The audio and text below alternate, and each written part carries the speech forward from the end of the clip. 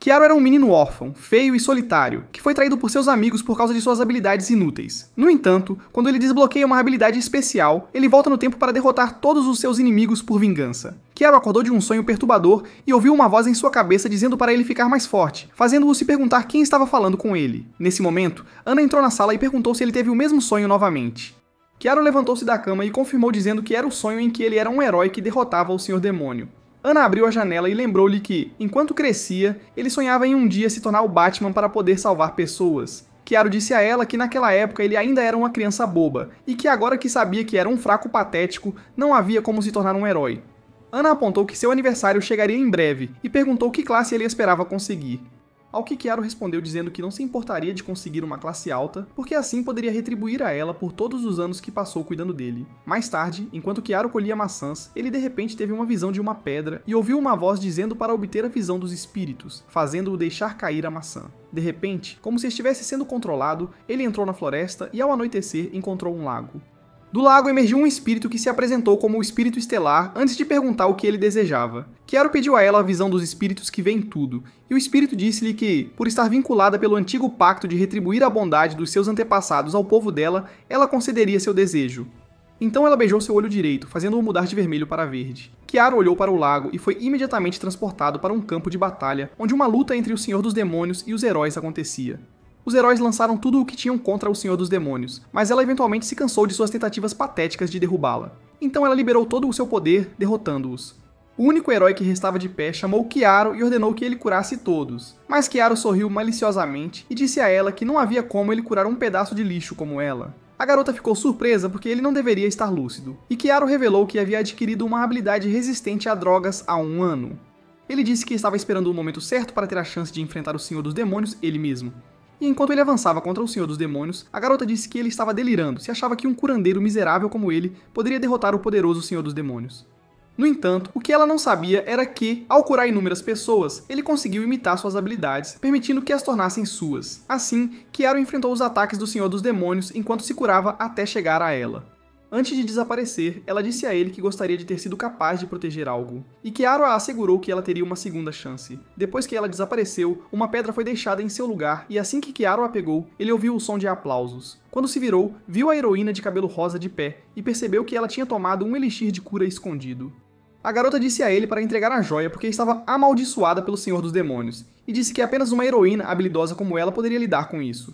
No entanto, Kiaro afirmou que sabia que ela planejava usar a Pedra Filosofal para dominar o mundo, e disse a ela que ele iria usar seu poder para curar o mundo voltando no tempo.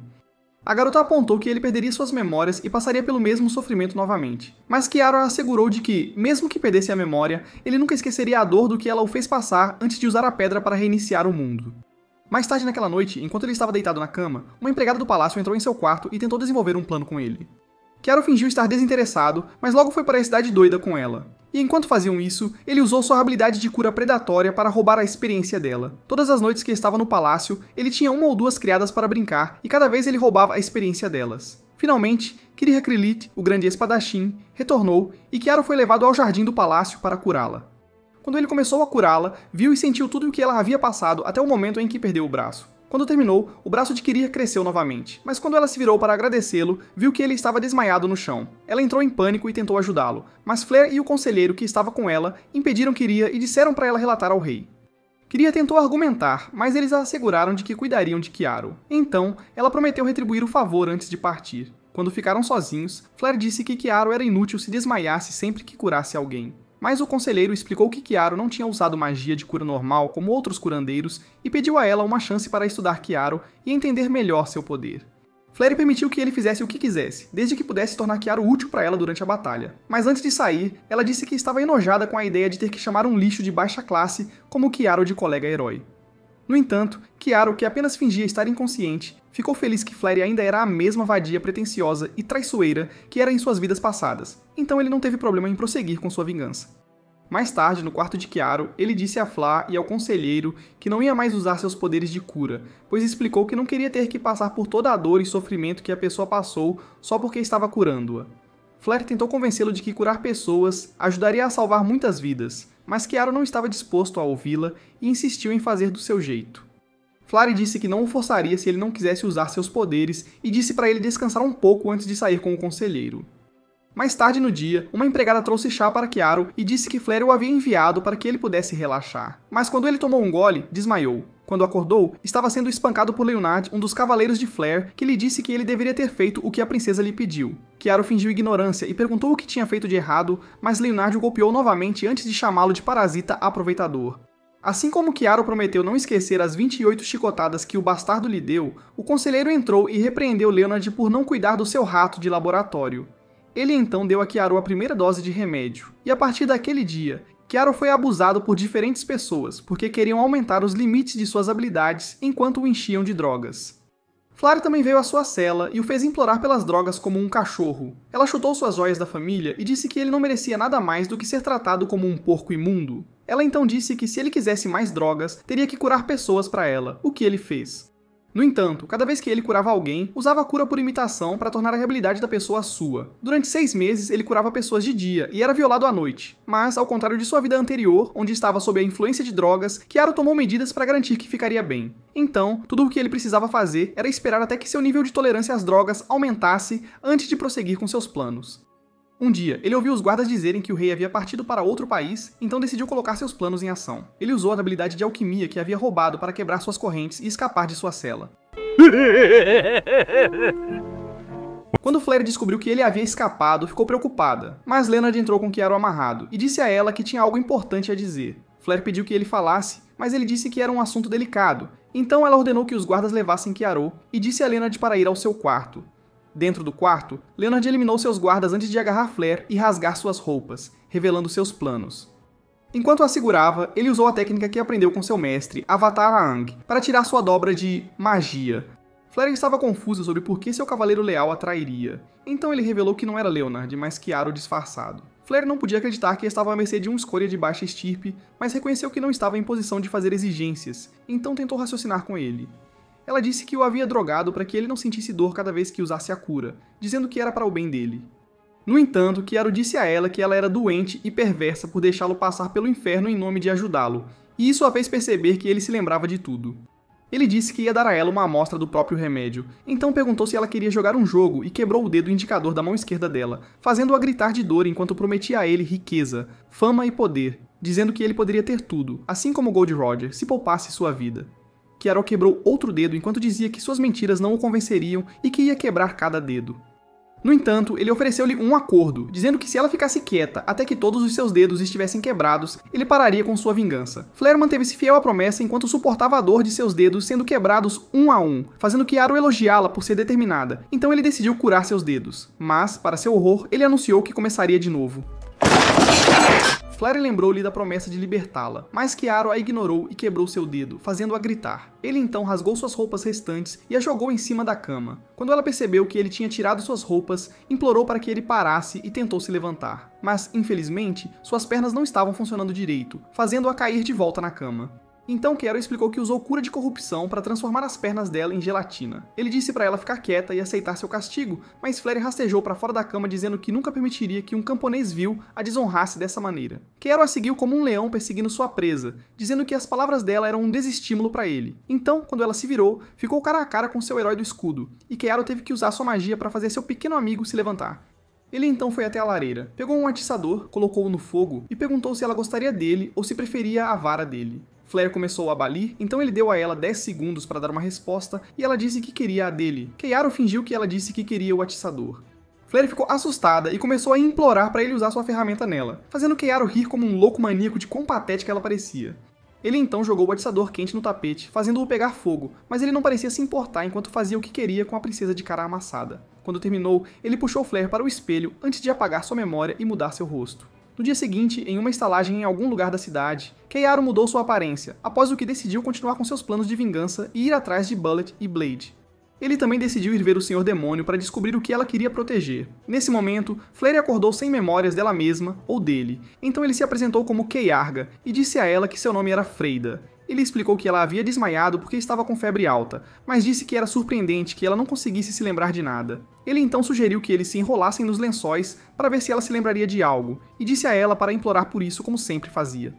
Flare fez o que lhe foi dito, e quando terminaram, ela admitiu que, embora não tivesse memória, podia sentir o amor deles em seu âmago. Enquanto a abraçava, ele disse a si mesmo que havia renascido, então refaria sua vida do jeito que quisesse porque era o curandeiro mais forte.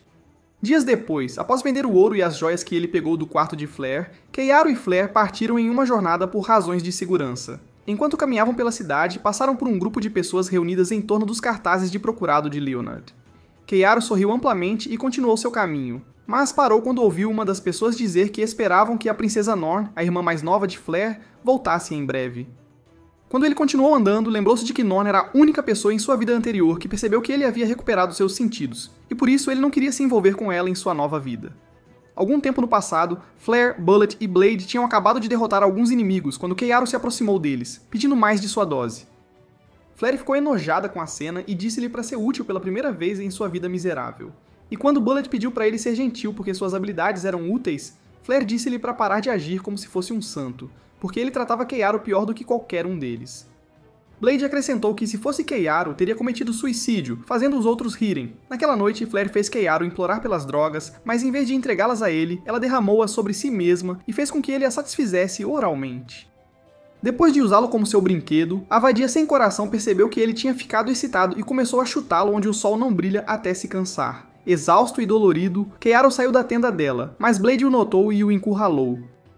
Ela então espancou-o enquanto dizia para ele saber o seu lugar, já que ele não era digno de tocar na princesa. Quando se cansou de bater nele, o nojento decidiu chupar a língua dele para saber o gosto de Flare. Depois de deixar Blade, ele voltou para sua tenda, apenas para ser atacado por Bullet, que afirmou estar mostrando o quanto o amava.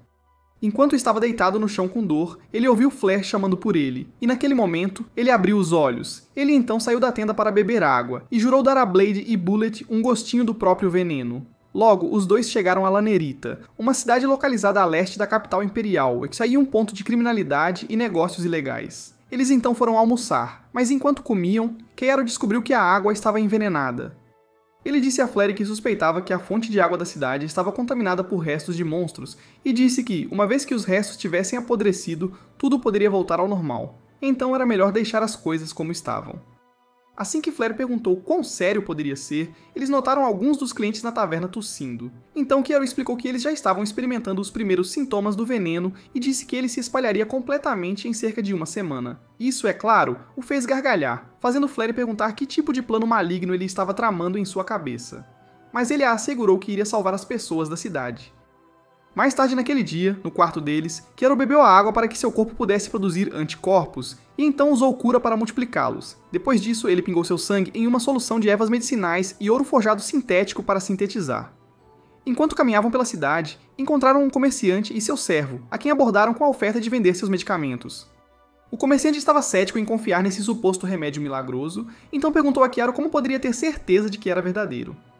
Keiaro sugeriu que o homem o testasse, já que seu corpo estava lento, frio, cheio de erupções, além de uma tosse desagradável. Emotional, damn it! O homem ainda não acreditava nele, então disse para o servo testar em vez disso, o que ele fez. E imediatamente ele se sentiu melhor, fazendo com que seu mestre fizesse o mesmo. O comerciante perguntou a Keiaro se ele estava disposto a vender a receita para ele, mas Keiaro disse que não podia vendê-la porque era um segredo de família. Flare então trouxe a caixa contendo as doses, e Keiaro disse ao homem que venderia cada frasco de remédio por uma moeda de ouro.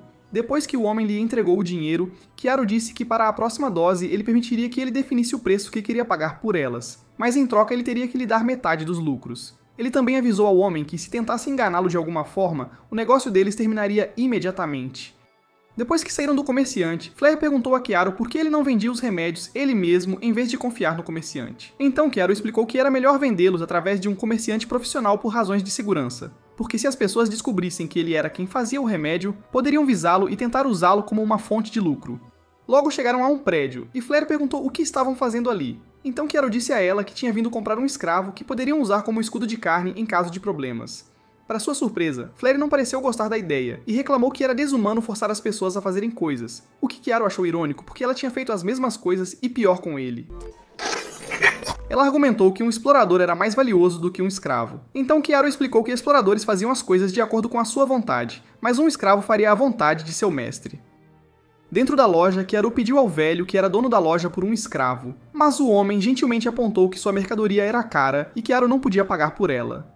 Kiaro não disse nada e jogou o saco de ouro em suas mãos sujas, fazendo o velho ganancioso perguntar que tipo de escravo ele queria. Kiaro disse que queria um escravo de combate, então ele os levou até as celas que abrigavam todos os escravos que não estavam em exibição na loja. Enquanto caminhavam pelo local, Kiaro usou seu olho para examinar cada um, mas não viu nenhum de que gostasse, então perguntou se havia mais.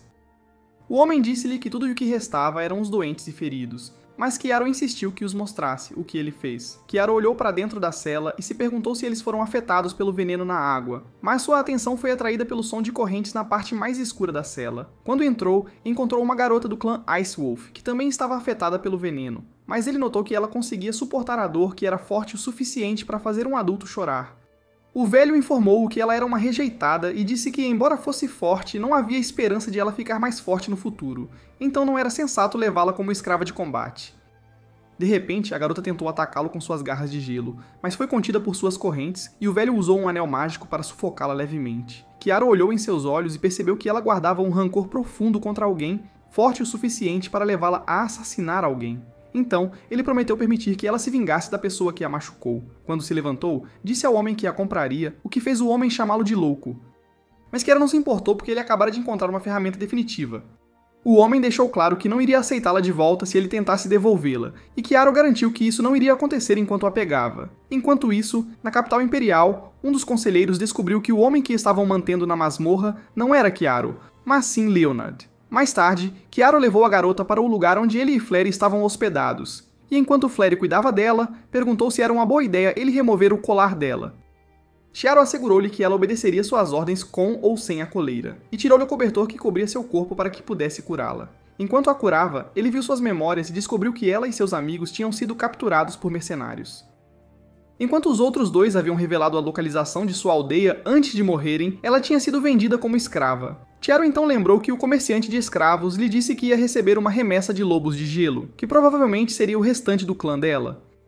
Ele também se lembrou de que tinha visto nas memórias de Leonor que dentro do exército imperial de Ural havia soldados que se vestiam como mercenários e atacavam vilas de demi-humanos para vendê-los como escravos. Isso significava que as pessoas das quais a garota queria se vingar por matar seus amigos eram do exército imperial de Ural. Então ele decidiu que fazer a princesa tirar a vida de seus soldados seria uma ideia divertida. Ele então procedeu a administrar o remédio pela boca à garota, fazendo Flair desviar o olhar timidamente. Dias depois, ele forneceu ao comerciante um segundo lote de remédio, e enquanto voltava para casa com Flair, disse a ela que estava surpreso por o homem não ter tentado enganá-lo. Flair disse que estava feliz que o negócio correu bem porque ganharam um bom dinheiro, que poderiam usar para ter uma vida modesta. No entanto, Kiaro disse a ela que eles não eram pessoas comuns, então isso era impossível porque estavam em uma missão para salvar o mundo. Quando voltaram para o quarto, a garota ainda estava inconsciente, deixando Flair preocupada, mas Kiaro explicou que ela estava muito fraca quando a compraram, então poderia demorar um pouco. Ele então administrou a segunda dose do remédio, mas ela acordou e deu-lhe um tapa, pensando que ele estava se aproveitando dela.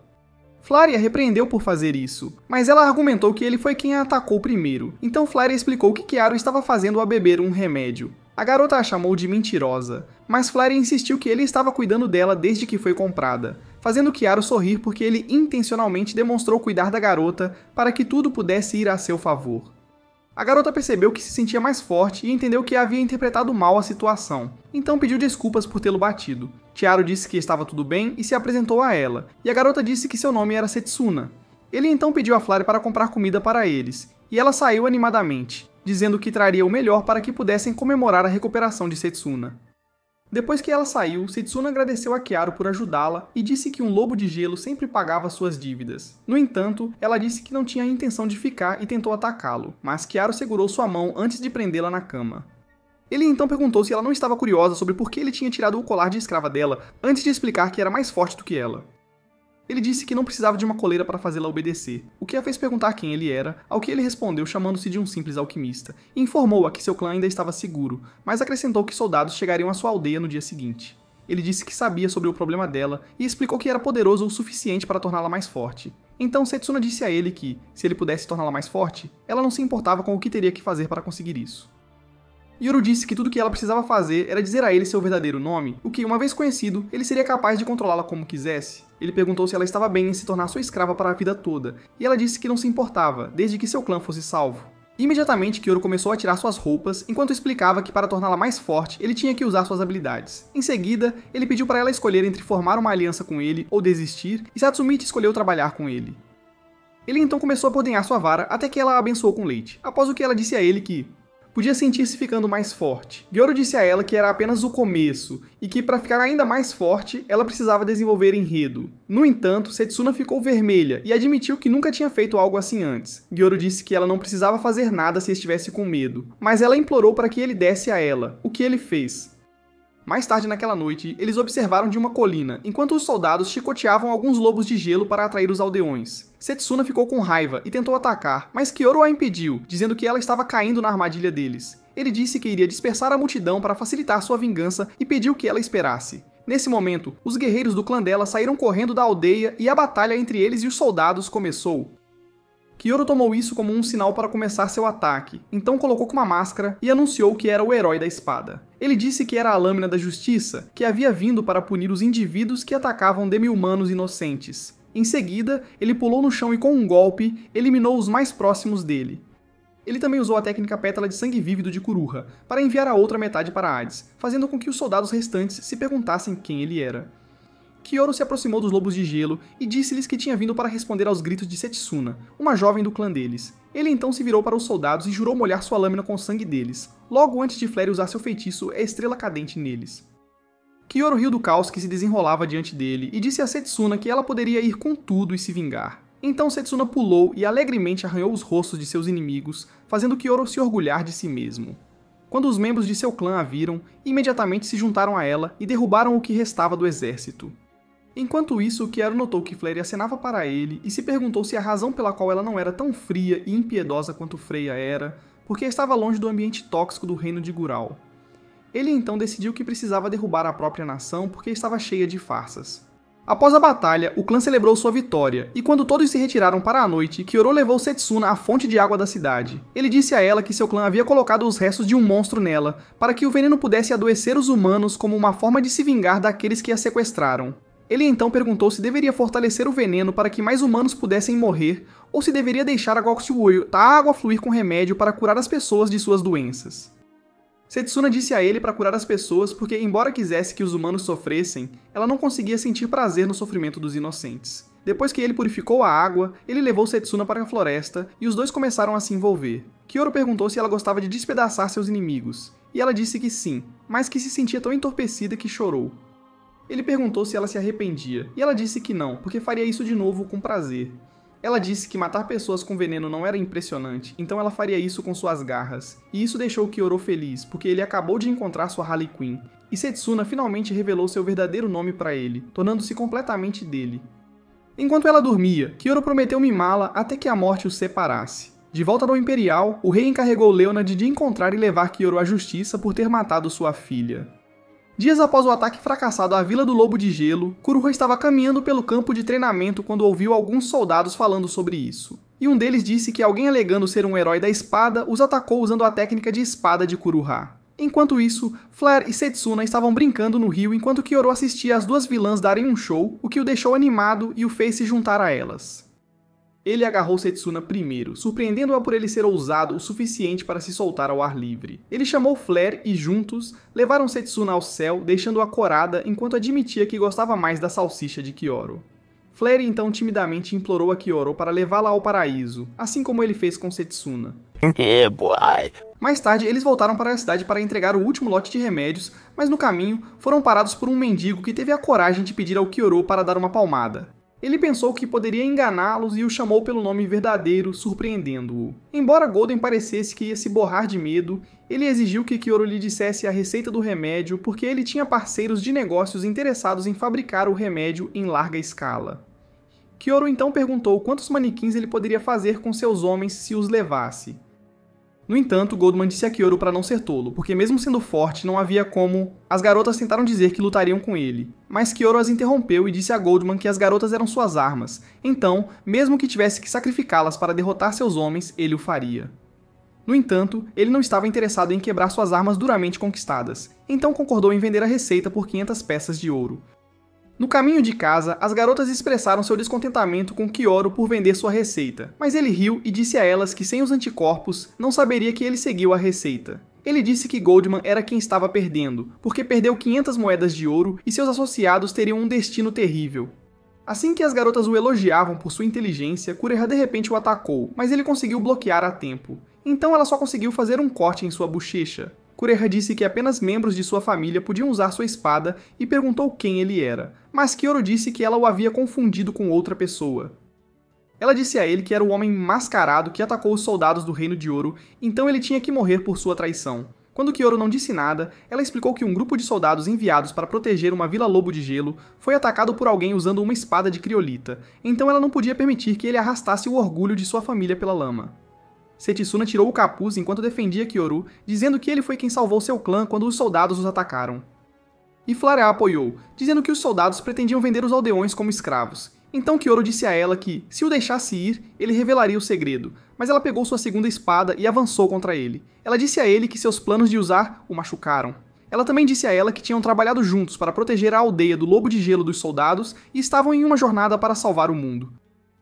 Kureha disse a ela que sempre acreditou que estava lutando pelo bem do reino e não percebeu que estava ajudando assassinos. Mas Flare disse a ela para não se culpar por ser uma tola ingênua, porque ela estava apenas fazendo o que achava certo. Ela disse que daria a ela tempo para pensar sobre tudo o que acabou de aprender para que pudesse escolher o caminho a seguir.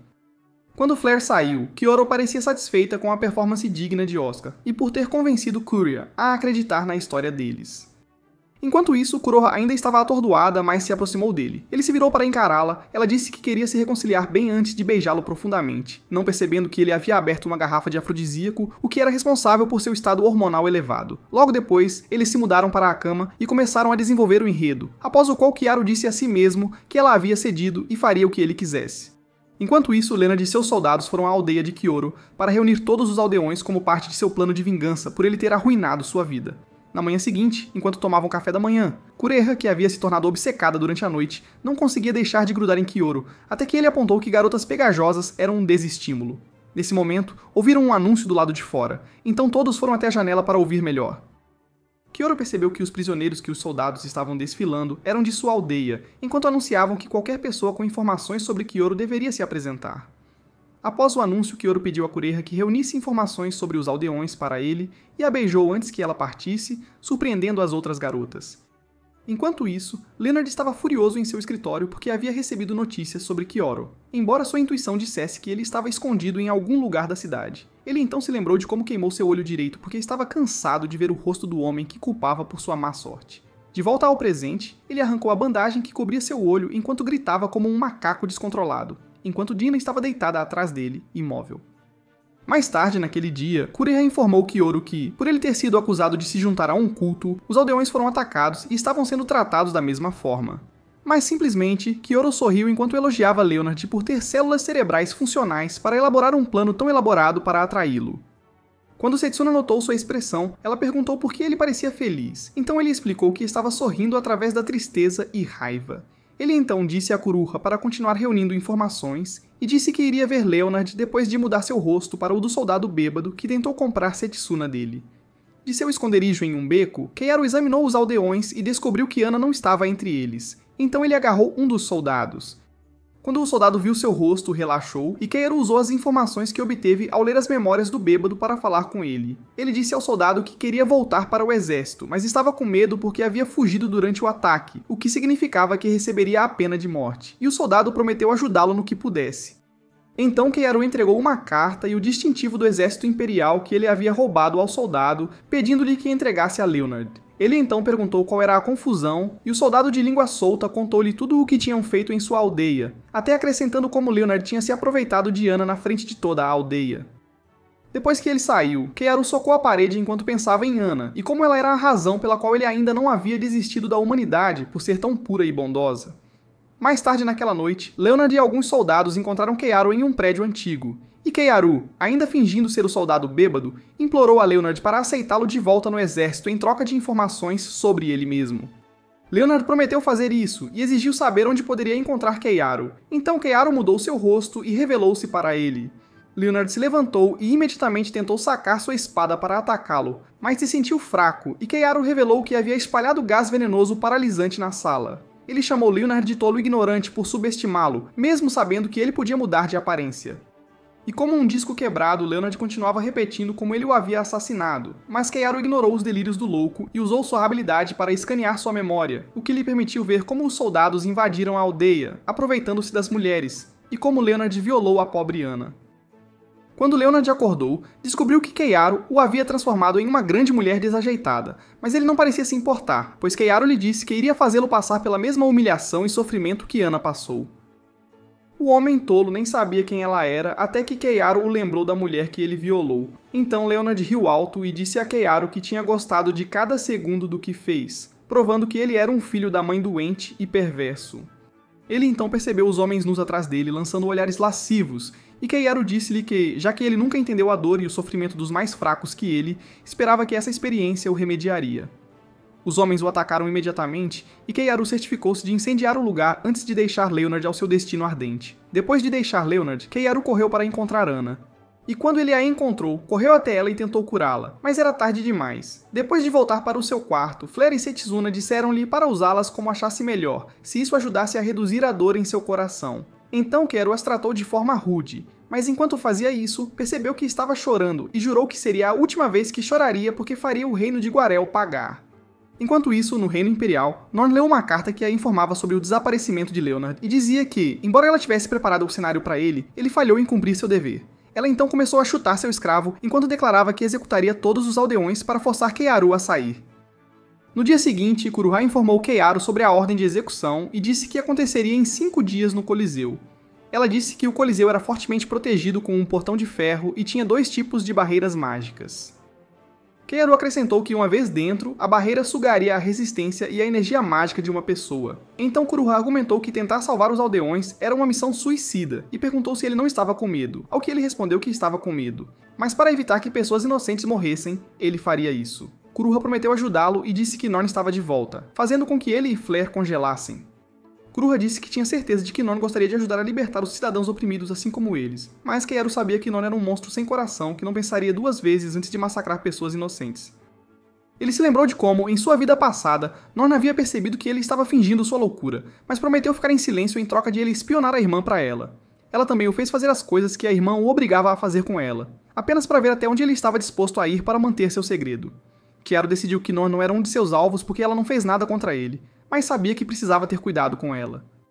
No dia da execução, Keiaro se infiltrou no Coliseu e, ao observar as pessoas clamando pela morte de seu povo, ficou enojado com o quão baixo a humanidade havia caído.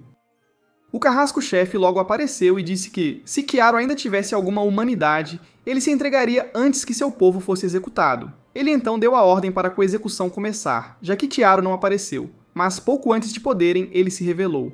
Keiaro saltou das arquibancadas para o meio da arena e o carrasco disse-lhe que, se ele se rendesse, os aldeões seriam libertados.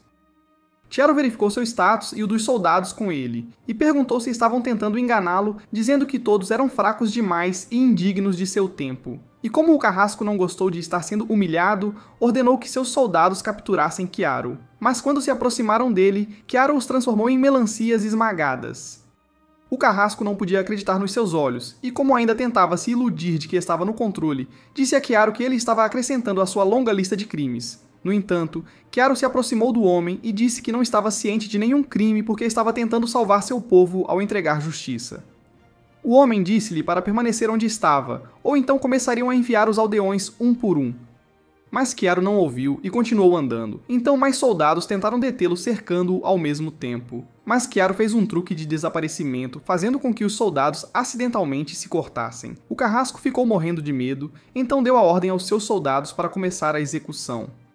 Mas depois que eles perfuraram 4 aldeões no peito, Keiaro lançou uma espada em um dos soldados. Quando o homem viu isso, disse a Keiaro que sua teimosia era a causa das mortes deles. E Keiaro disse a ele para admitir que era um assassino e parar de culpar outra pessoa.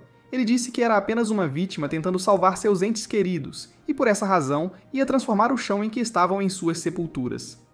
Um dos soldados tentou atacá-lo, mas ele facilmente se livrou dele, fazendo com que o carrasco ordenasse que as barreiras fossem ativadas. No entanto, o que ele não percebeu foi que Keiaro havia alterado a função da barreira. Assim, Em vez de machucá-lo, afetou os soldados por causa dos colares especiais que usavam.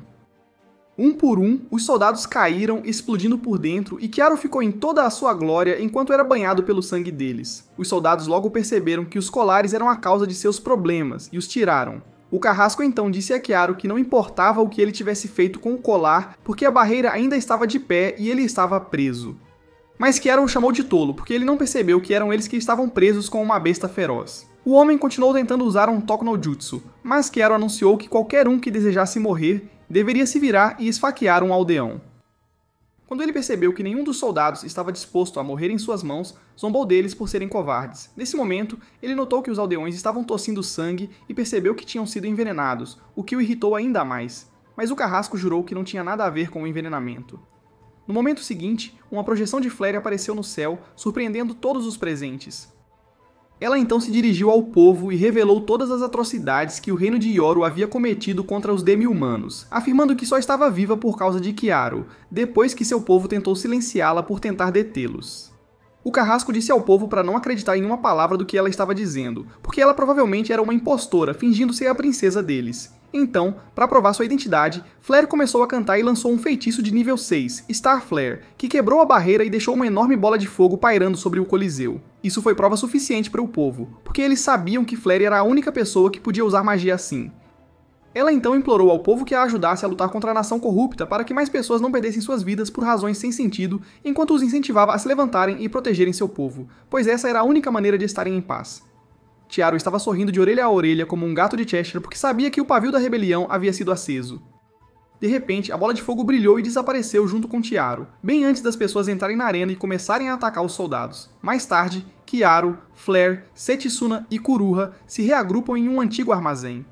E eles tinham um único sobrevivente com eles. Kuruha perguntou por que as pessoas tinham sido envenenadas, e Kiaro explicou que era porque queriam que ele caísse em desespero por não conseguir salvá-las. O que ele não contou a eles foi que Norn era a única pessoa má o suficiente para tramar um esquema como esse. Nesse momento, as portas se abriram, e quando Goldman entrou, Kiaro disse-lhe para cuidar do menino. Goldman disse a Kiaro que ele era um enigma, porque, embora agisse de forma implacável, era macio como um ursinho de pelúcia por dentro. No entanto, Kiaro disse-lhe para não se iludir, pois a única razão pela qual ainda estava vivo era porque o achava útil. Ele então avisou Goldman que, assim que o garoto recuperasse a consciência, ele o culparia por sua desgraça. Mas ele não deveria tentar mudar a opinião do garoto de forma alguma. Goldman apontou que o garoto poderia decidir ir atrás dele algum dia, e Kiaro disse que não se importava, pois o ódio que o garoto sentiria seria o que o ajudaria a se recuperar da dor de perder tudo. Um tempo depois, Kuruha despediu-se de Kiaro e das garotas nos portões da cidade e informou-os que o exército imperial estava planejando uma expedição em grande escala para a cidade de Branica. Ela lhes disse que seria perigoso, então deveriam evitar ir lá, e acrescentou que Norn seria o comandante responsável. Enquanto Kiaro disse às garotas que Branica era o próximo destino delas, Kuruha perguntou se ele tinha um desejo de morte, mas Kiaro a assegurou de que tinha um plano e pediu que continuasse reunindo informações. Enquanto começavam sua jornada, Kiaro disse a si mesmo que em sua vida anterior, Norn nunca liderou uma expedição a Branica, o que significava que a história estava mudando. Setsuna chamou sua atenção perguntando que tipo de cidade era Branica. Então ele explicou que era um lugar onde criaturas mágicas e humanos coexistiam. Ele explicou ainda que seres mágicos eram aqueles que podiam controlar demônios. E Setsuna apontou que humanos também eram seres mágicos porque controlavam semi-humanos. Flare então perguntou por que eles estavam indo para a cidade quando ele sabia que era perigoso. Então ele disse a ela que havia alguém lá que ele queria ver. Enquanto isso, na capital imperial, Norn reclamou, pois seus soldados incompetentes falharam em capturar Kiaro em Lanarita. Enquanto pisava em seu escravo, chamou sua irmã de traidora e disse que tinha feito planos para capturar. Seu escravo lhe contou que havia notícias de uma revolta em Lanarita e nas aldeias ao redor. Então ela disse a eles que deixariam as criaturas mágicas atacá-los para que não precisassem se preocupar com elas. Ele então perguntou se ela suspenderia a expedição, mas ela disse que não permitiria que nada interrompesse sua caça. No acampamento de Kiaro, enquanto as garotas dormiam, ele consertou o cajado mágico de Flare e disse que precisavam conseguir um que pudesse suportar sua magia.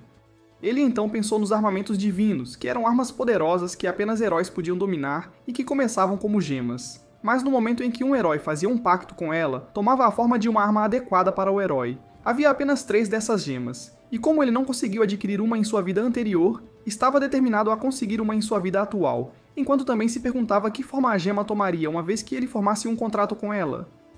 No dia seguinte, eles chegaram à cidade, e as garotas ficaram maravilhadas com a forma como todos se relacionavam. Kiaro explicou que anos atrás, o reino de Ural estava em risco de uma invasão por seres demoníacos. Então, eles adotaram uma postura defensiva e abandonaram Branica, que na época era apenas uma fronteira nacional. No entanto, a cidade sobreviveu e se tornou um lugar onde pessoas e demônios coexistiam. Eles foram a um pub, e enquanto comiam com outros clientes, Kioro perguntou-lhes como conseguiam viver em paz uns com os outros. Disseram-lhe que depois que o reino abandonou esta cidade há muitos anos, o senhor feudal encarregado naquela época negociou um acordo arriscado com o demônio.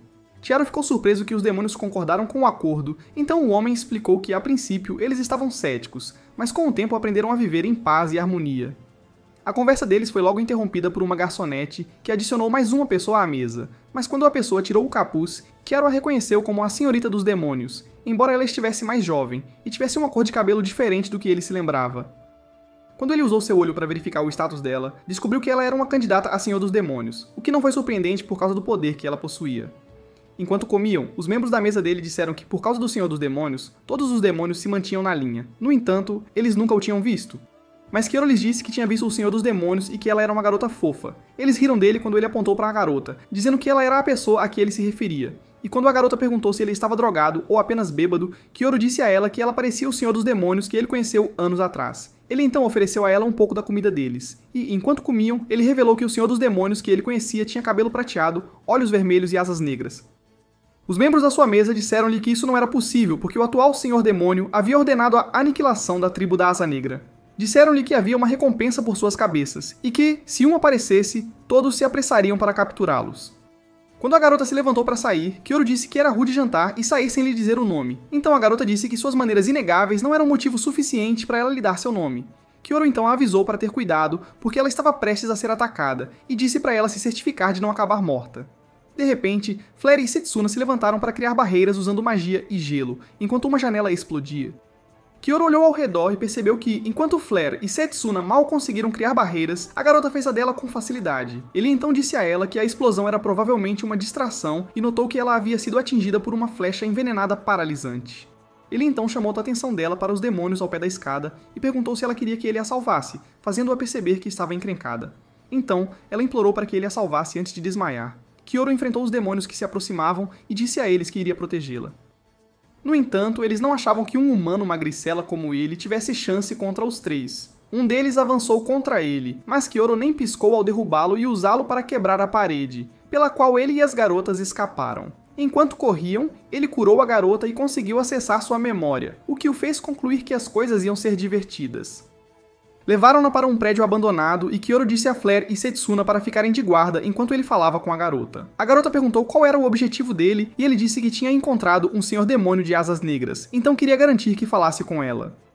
A garota disse que mesmo que isso fosse verdade, o último senhor demônio de asas negras tinha vivido há muito tempo, e a menos que ele fosse o Conde Drácula, não havia como ele conhecê-lo. Kioro disse a ela que não estava falando sobre o passado, mas sobre o futuro, e explicou que em 4 anos ela se tornaria o senhor demônio. Ela disse a ele que não havia como ele saber disso. Então ele revelou que era o herói da recuperação, fazendo a garota voar e assumir uma postura defensiva. Quando ele a chamou de Eve Rise, ela ficou surpresa. Mas ele disse a ela que não estava interessado em lutar, e pediu que ela ouvisse o que ele tinha a dizer, e decidisse qual ação tomar. Ele explicou que a razão pela qual o Senhor Demônio ordenou que seu povo fosse massacrado era porque ele temia o poder deles. E como ela era uma candidata ao Senhor Demônio, ela teria um alto valor. Ele explicou que se tornar o Senhor Demônio seria conveniente para ele, então estava disposto a protegê-la. Eve recusou a oferta dele e tentou ir embora, mas ele a impediu, dizendo que se não fosse por ele, ela estaria morta. Ele disse que ela não poderia se defender e apontou que a única coisa que conseguiria ao partir seriam asas pesadas. Eve parecia surpresa, e ele disse que sabia que as almas de seu povo morto estavam em suas asas, acrescentando que se ela ficasse com ele, teria a chance de se vingar por seu povo.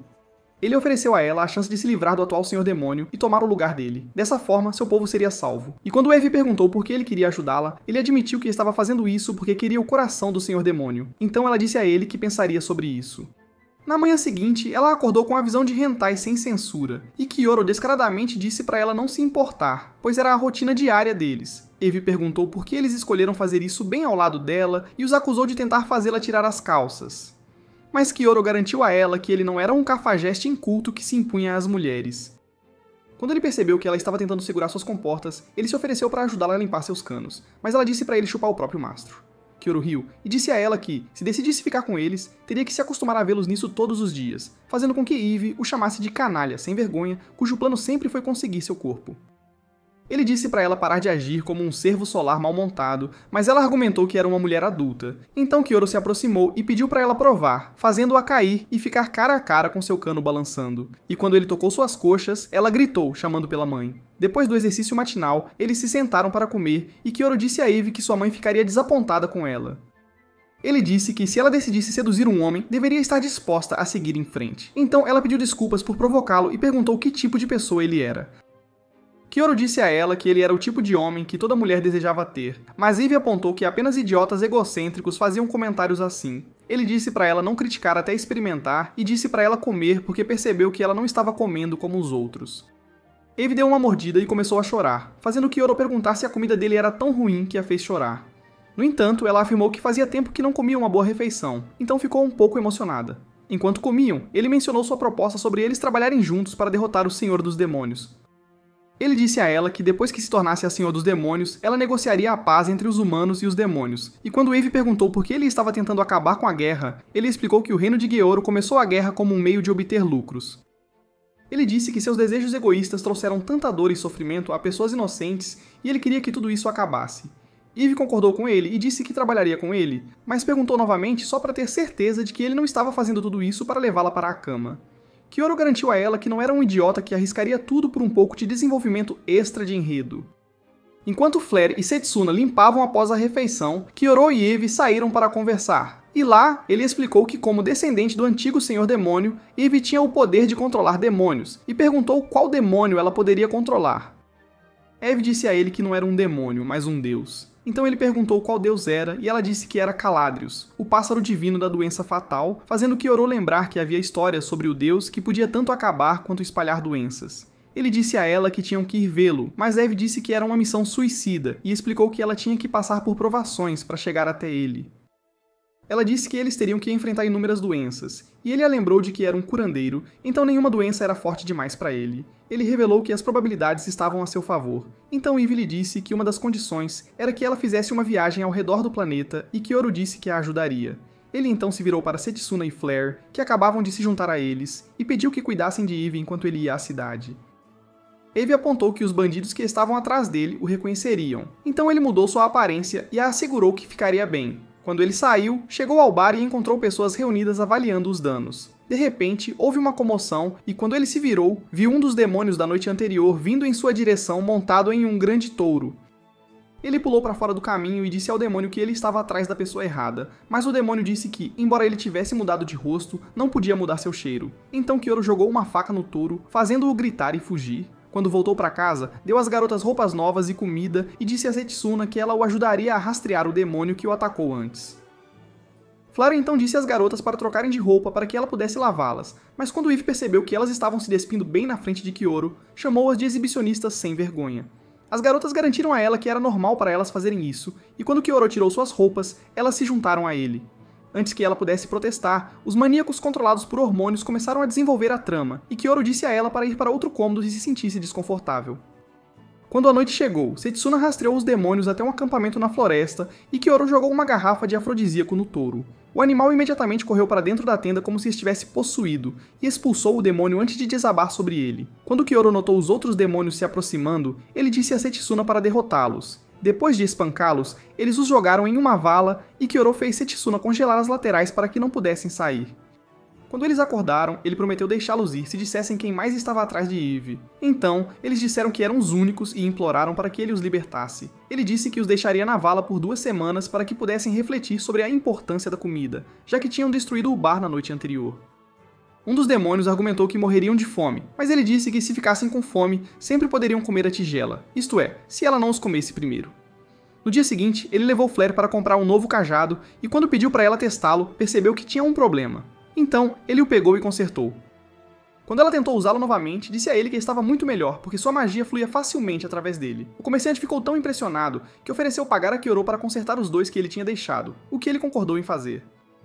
Quando ele terminou, o comerciante devolveu metade do dinheiro e deu-lhe uma espada de mitril como bônus. No entanto, eles ouviram uma comoção, e quando olharam para fora, viram pessoas correndo em direção a uma área específica. Então, ele disse a Flare para voltar à estalagem e foi verificar, apenas para descobrir que Norn e seu exército haviam chegado e trouxeram Blade com eles. Ele também notou Hawkeye, outro herói, e imediatamente saiu correndo. Enquanto corria, repreendeu-se por estar tão perdido em sua raiva que não notou Hawkeye e quase se meteu em problemas.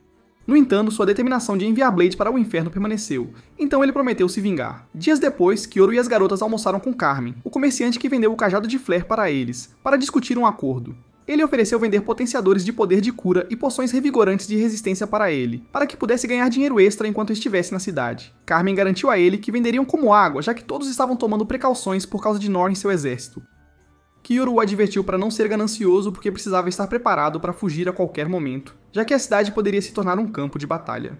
Carmen, em troca, disse-lhe para ser cauteloso e contou que uma de suas clientes foi abusada por Blade. Ele explicou que, por ser uma heroína, ela era intocável, razão pela qual todos evitavam se aproximar da propriedade do senhor feudal. Carmen também disse que Blade costumava ir a um bar perto da propriedade e as pessoas o estavam evitando como a peste, fazendo Kyoru se perguntar se deveria usar Flare como isca, mas decidiu não fazê-lo porque lembrou que Blade tinha uma obsessão doentia por ela no passado. Assim, ela poderia descobrir sua verdadeira identidade. Ele então considerou usar as outras garotas, mas enquanto estava deitado na cama com elas naquela noite, decidiu que elas eram seus brinquedos preciosos e resolveu encontrar outra maneira. Na manhã seguinte, ele pediu a Flare para passar maquiagem nele, e ela ficou mais do que animada para ajudá-lo a revelar seu bom Clay. Ele disse a ela para se acalmar antes de mudar sua aparência para a de uma garota, chocando as três meninas ao silêncio. Flare e Setsuna correram para abraçá-lo, enquanto Eve se perguntava com que tipo de pessoas loucas ela tinha se envolvido. Depois de vesti-lo, ele saiu da pousada e foi para o bar, mas foi parado por alguns homens incultos que tentaram se aproveitar dele. Kyoru disse-lhes para levarem suas caras feias e seus mini Excaliburs para outro lugar, mas eles riram e prometeram mostrar-lhe um bom momento. Então, ele não teve escolha a não ser dar uma surra neles. Ele então continuou seu caminho até o bar e, enquanto estava lá, Blade entrou e imediatamente o notou. Ela se aproximou dele e então ambos começaram uma conversa, mas depois de um tempo, Kyoru disse a Blade que estava indo para casa. Ela pediu outra bebida, na qual colocou uma substância em pó e pediu para ele beber, mas Kyoru recusou dizendo que já tinha bebido o suficiente. Mas ela bebeu e o beijou. Ele a empurrou, mas de repente começou a sentir-se tonto, e antes que percebesse, desmaiou. Blade pegou o corpo dele e começou a ir para casa, mas quase foi atacada pelo pai de uma das garotas que ela havia molestado. O homem disse que a faria pagar por machucar sua filha e tentou atacá-la novamente, mas ela jogou Kyoru nele sem pensar. Kyoru chutou o homem para um canto e se virou para Blade, que ficou impressionada por sua droga não tê-lo afetado. Ela exigiu saber quem ele era enquanto puxava sua espada, mas Kyoru desviou do ataque dela e deu-lhe um tapa. Ela ficou furiosa por ele ter tocado seu rosto, então jurou se vingar enquanto sua espada começava a brilhar, fazendo-o perceber que era a espada sagrada Ragnarok. O que aumentou a habilidade física e fortaleceu a capacidade de cura de quem a empunhava. Ele sabia que nesse estado ela era imbatível, mas tentou ao máximo lutar contra ela. Quando lutaram, ele lançou uma agulha envenenada nela, mas a espada dela a curou e ela avançou contra ele novamente. Ela o levantou pelo pescoço, perguntando quem ele era e apertou até ele desmaiar por falta de oxigênio. Quando ele acordou, descobriu que suas mãos e pernas estavam amarradas à cama e enquanto lutava para se soltar, Blade disse que era inútil. Ela se aproximou da cama e prometeu mostrar a ele por que os homens em breve se tornariam inúteis para as mulheres. Ela o beijou e tentou ficar íntima com ele, mas, para seu horror, descobriu que ele tinha um cano bastante grande. Blade recuou em desgosto e, enquanto vomitava, permitiu que Kyoru se libertasse, e quando ela se virou para encará-lo, ele usou uma lâmina envenenada para cortá-la. Ela tentou alcançar sua espada, mas o veneno já estava enfraquecendo, então Kyoru revelou alegremente que ele era um homem. Blade não podia acreditar que tinha beijado um homem e tentou alcançar sua espada novamente, mas Kyoru jogou algumas facas em sua mão para detê-la, fazendo com que o veneno começasse a agir. Então ela desmaiou enquanto Kyoru declarava que era hora de começar sua vingança. Enquanto ela estava no chão, ele usou sua habilidade para acessar suas memórias e descobriu que Norn planejava lançar uma operação de busca e destruição em grande escala em 3 dias, então decidiu levar Blade para um bar vazio.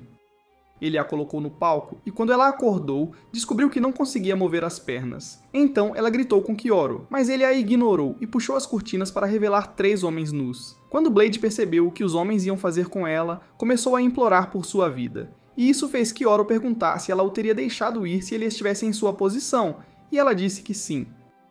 Ele então disse a ela que eles iam jogar um jogo de luxúria e fome, e se ela ganhasse, ele a deixaria ir. Ele explicou que os homens estavam sentindo uma fome intensa devido aos efeitos de uma poção especialmente feita, e disse que se ela pudesse satisfazê-los até de manhã sem ser devorada como a mãe de Aaron, ele a deixaria ir. Um dos homens mordeu seu espartilho e olhou para ela com fome, fazendo-a tentar sua melhor impressão de uma prostituta de distrito de luz vermelha.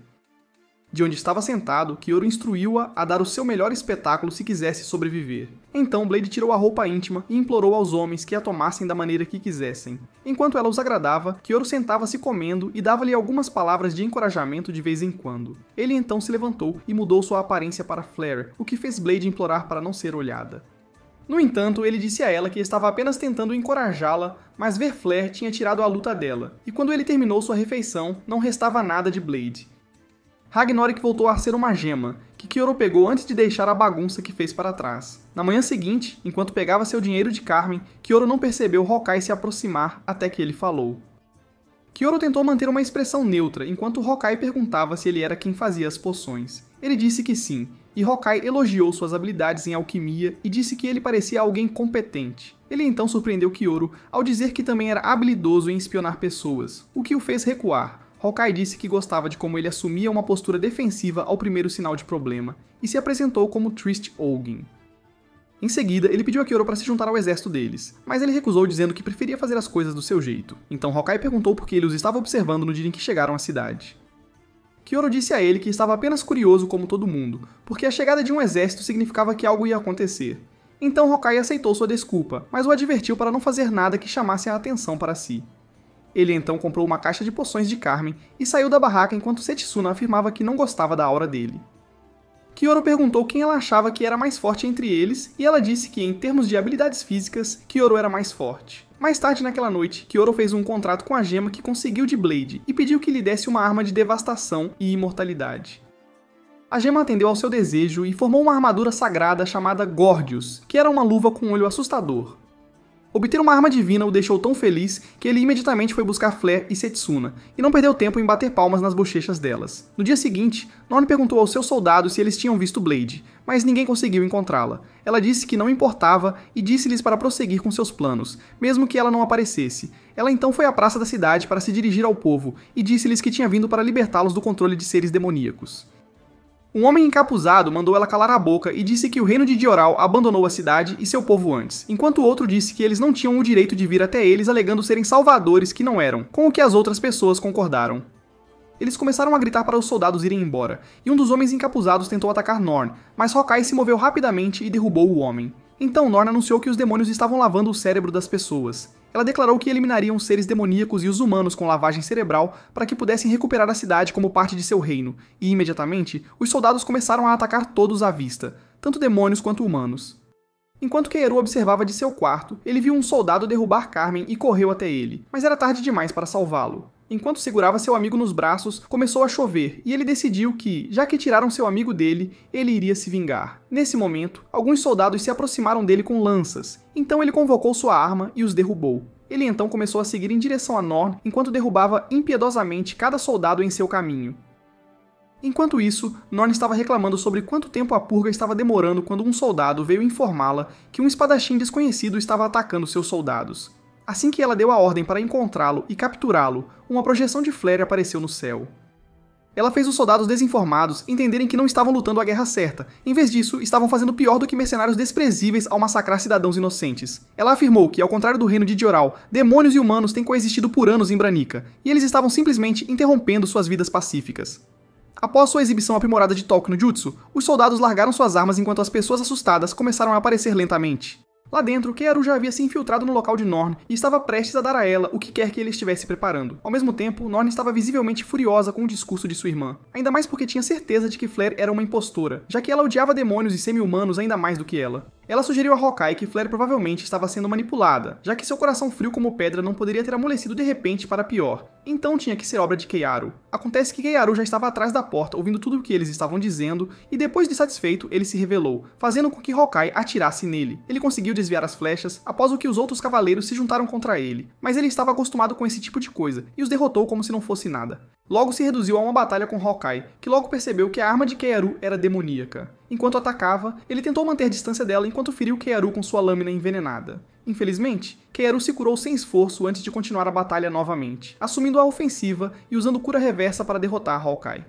Com o velho fora do caminho, Kyoru anunciou que era um príncipe, mas como não era um show da Disney, ele acertou o estômago dela para nocauteá-la. Ela logo acordou e se viu semi-roupa e presa por correntes, o que a fez gritar, pois não era o fetiche dela. Ele disse para ela não desperdiçar energia, já que estavam em um porão subterrâneo especial, e continuou falando sobre como queria se vingar de sua melhor amiga e de sua vila que ela destruiu. Ainda assim, a princesa desprezível disse que matou demônios até no inferno, e isso deixou Keru tão furioso que ele a espancou até ela implorar para ele parar. Isso fez com que ele mudasse de tática, passando de bater para estrangular apenas para parar, pois não queria que seu brinquedo morresse tão cedo. Ele queria dar a ela uma chance, então ele sugeriu um jogo, mas com a condição de que se ela perdesse, ele a entregaria aos cidadãos furiosos para que despejassem sua raiva nela. Imediatamente ela concordou. Flair fez uma entrada vestida de cachorro que iria brincar de buscar, mas não com bolas, e tudo que Norn precisava fazer era impedir que seus portões se abrissem enquanto Flair fazia sua parte. Percebeu o que estava prestes a acontecer e o chamou de lunático desvairado. Mas isso foi mais do que um elogio, pois ele ordenou que Flair começasse o show, o que ela prontamente fez. No início ela resistiu um pouco, mas acabou cedendo ao prazer de forma embaraçosa. Então Keru revelou que ela havia falhado. Ele então a jogou na cama e fez um show ao vivo que Flair teve que assistir por um tempo. E depois mudou as coisas fazendo o mesmo com Flair em sucessão antes de formatar sua memória como de costume. Após o drama, Keru se encontrou com o grupo e apresentou Norn como Allen, sua irmã que ele procurava há anos. Quando a apresentou a Eve, Kureha ficou visivelmente com ciúmes, o que ele notou como um cavalheiro. Então ele a beijou antes de fazer algo rápido com as garotas presentes, exceto Eve. No reino de Dioral, o rei convocou Bullet com ordens para caçar Keru, e o sujeito ficou mais do que feliz em fazê-lo. Enquanto isso, Ibranica se separaram das garotas, instruindo-as a esperar fora da cidade, enquanto ele cuidava de alguns assuntos inacabados sozinho. Os assuntos inacabados eram ele levar flores ao túmulo de Carmen como um último respeito antes de prometer explorar o mundo em seu nome. Depois disso, ele se reuniu com as garotas e ficou feliz que Deus sorriu para ele, abençoando-o com um harém de mulheres incríveis, ao contrário da maioria dos protagonistas. Ele então jurou caçar Bully e eventualmente se vingar.